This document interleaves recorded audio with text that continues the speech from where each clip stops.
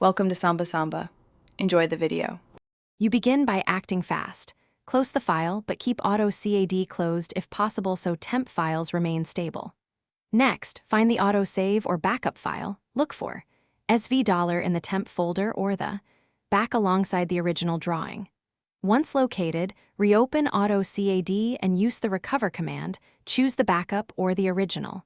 DWG you suspect is corrupted. This runs an automated check and tries to rebuild the database so you can see what's salvageable. After recover finishes, continue with recoverall to sweep xrefs and linked resources. This ensures nested files don't hide corruption. Once the file opens, run audit to detect and fix drawing database errors, then purge to remove orphaned objects and reduce complexity. If recover couldn't restore geometry, rename the back to DWG and try opening or inserting it into a fresh blank drawing. That often forces Autocad to reconstruct missing parts and expose what remains in complete recovery by saving everything into a new file name and incrementing the version so you retain the original corrupted copy. Then clean up.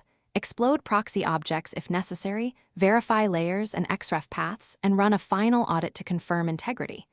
Make sure to back up the new file immediately. If the drawing still won't open, try renaming the autosave. SV to DWG, open in an earlier Autocad release. Or consider trusted third-party recovery tools. Those often recover elements Autocad can't. Thanks for watching. Consider subscribing if we helped you.